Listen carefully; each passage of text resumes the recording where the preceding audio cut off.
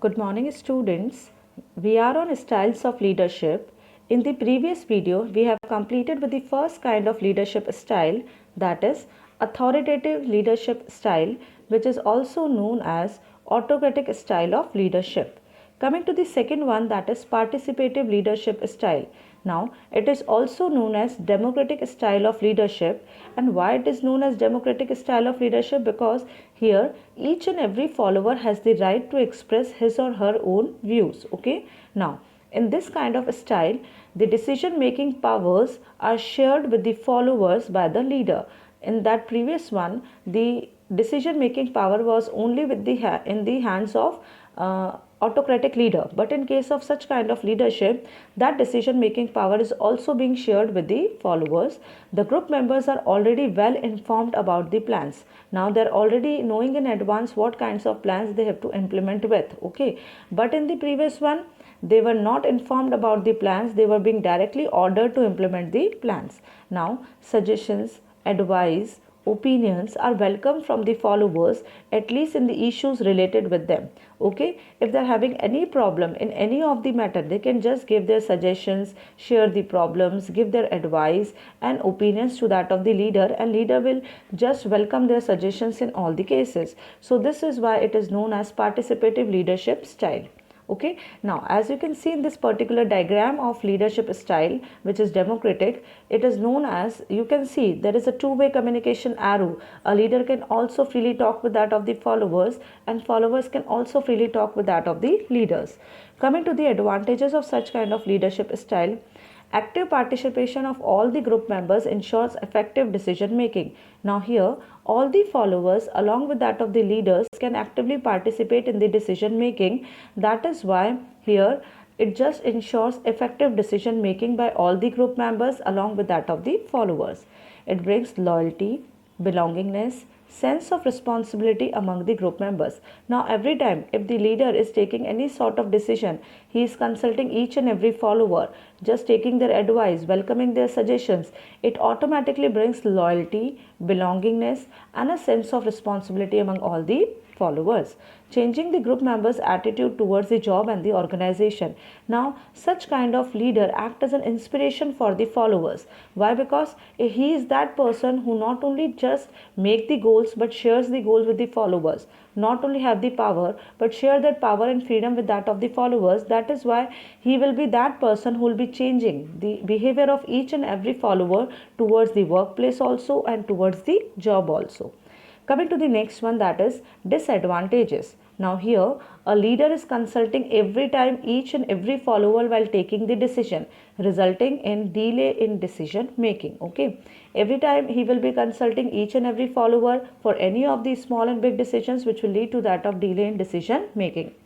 Expectations of group member increases. Now very often what happens when we are just consulting each and every person every time, and somehow on one or the another day we skip them, their expectations will going to increase, and had it been if we are not just fulfilling their expectations, they will going to feel frustrated. Okay, जब हम बार बार किसी इंसान को पूछ के काम करते हैं और फिर जब उसे नहीं पूछा जाता है तो उसकी एक्सपेक्टेशन बढ़ जाती है, and he develops a sense of hatred towards us. This is how the things are being there in case of democratic style of leadership. Next one, group members may also sometimes resist to change. Okay, now here the followers are enjoying a full autonomy to consult each and everything but that of leader. Now sometimes they also resist to change. Why? Because they know that each and everything of them is being listened by leader, so they take the undue advantage of that, and sometimes they just resist to change. Okay, so here we have completed with the first kind of leadership, that the second kind of leadership, that is participative style of leadership, which is also known as democratic style. Coming to the third one, free rein leadership. Now this is also known as laissez-faire policy or laissez-faire leadership. Now he is the one who gives a complete freedom to the subordinates to plan and execute the work assigned in the manner most suitable to them. Okay, now here what is being done is that leadership provides a complete freedom to their subordinates, that you can plan the things, execute the work according to the needs and the wants you desire. Okay, now leader only plays the role of observer and guide who gives suggestion or advice whenever required. So as the name only suggests, or sentence only suggests, the role of leader is only as a monitoring the things, observing the things, guiding the things, giving suggestions and opinions whenever they are being it is being required to the followers. Okay. Leader avoids using power as all the decision making powers are dedicated to the subordinates. Leader does not use or any just exercising of powers, but all the decision making powers are already being delegated to the subordinates. आपको जैसे मर्जी करना है वैसे काम करो, बस काम हो जाना चाहिए, provided if you are finding any doubt and any problem you can do ask me. That kind of thing is there in free reign leadership. Advantages can be independence to work gives high level of job satisfaction. Now here each and every level follower is being given a high level of autonomy which will ultimately creates a job satisfaction. मुझे कोई कुछ कहने वाला नहीं है, मुझे सारा काम मैं अपने हिसाब से करता हूँ. तो a sense of job satisfaction is there because a pinch of independence is there in that. Develops a sense of responsibility. Now those who are the active followers, those who are the dedicated followers and want to work, they will develop a sense of responsibility on their own. It provides opportunity for growth and development. As and when you are starting with the work, you will going to find difficulties, but as and when you just finding the solutions on your own, it will lead to your growth and development. तो हर बार आप अपने काम को खुद करेंगे, कुछ नया सीखेंगे और बार बार करेंगे, तो ultimately it will lead to that of the growth and development. Coming to the disadvantages, lack of appropriate knowledge and skill may affect their efficiency. Now sometimes if the followers are not dedicated, not having that much of skills that they can be left alone to do their task, at that time there will be a just having inefficiency in that of the work. Next one, chances of delay in completion of task. Okay, now मुझे ही करना है, मैं अपने हिसाब से करता रहूँगा, and those followers who are having the tendency of just delaying the task, it will lead to that of delay in completion of task. Lack of direct involvement of leader results in lack of direction. Okay, sometimes leader only plays a very passive role. Okay, मुझे कुछ problem हो तो पूछ लेना, कहीं पे फंस जाओ तो मुझे पूछ लेना. तो sometimes those followers who are little bit weak, they are having a lack of direction. उन्हें कोई बताने वाला ही नहीं होता कि क्या करना है क्या नहीं करना है.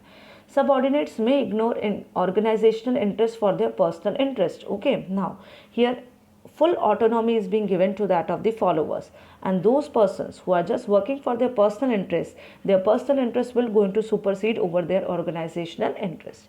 Independent working may result in poor coordination. Had it been if I'm entering into the class and I'm telling you each and everyone can do the work of their own, it will be very difficult for me to coordinate the class and control the class. So sometimes when we are giving such kind of autonomy to the followers, it will lead to that of the poor coordination.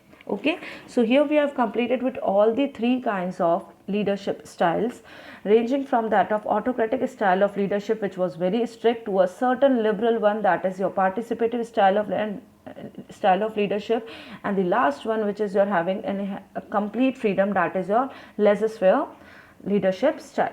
Now we're going to see what is the difference between leadership and managership. Okay, so structure. Leaders can be found outside the formal organization structure also, while managers exist only as a part of formal organization.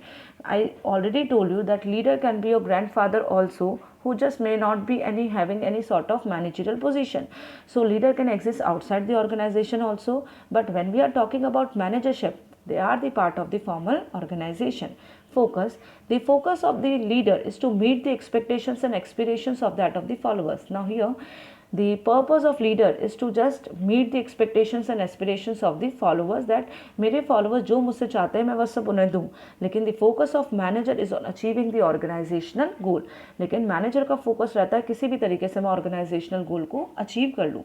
Authority. Leaders have acceptance of authority. Followers willingly grants a leader a right to command. Okay, now leaders have acceptance of authority, which means that followers willingly grant a leader. Followers automatically खुद ब खुद leader generate कैसे होता है? जब followers अपने आप उस इंसान को अथॉरिटी देते हैं कि नहीं आप हमारे लीडर बनो. लेकिन manager possess authority by the virtue of his position. But when we are talking about managership, उसको अपना पर्टिकुलर पावर, पर्टिकुलर पोजीशन उसकी जॉब से मिलता है. लेकिन लीडर को यहाँ पे जो पर्टिकुलर पावर मिलता है वो उसके गुड डीड्स, अच्छे कामों की वजह से मिलता है, और फॉलोवर्स खुद वॉलंटरीली उसे वो अथॉरिटी देते हैं कि आप हमारे लीडर बन जाइए. So such kind of thing is there in case of leadership, while it is not the case in that of managership. So here we have completed or about to complete with that of the difference between, that is scope. Now Scope of leader is limited because a leader may not be a manager, but scope of managership is quite wide because managership includes leadership. Okay, एक leader manager हो या नहीं हो ये ज़रूरी नहीं है, लेकिन एक मैनेजर में लीडरशिप की क्वालिटी होनी चाहिए, तभी वो ऑर्गेनाइजेशन को लीड कर पाता है. Appointment, a person becomes leader depending upon his confidence. उसके कॉन्फिडेंस से वो ऑटोमेटिकली फॉलोअर्स के बीच में वो इंप्रेशन जनरेट करता है जिससे वो लीडर बनता है.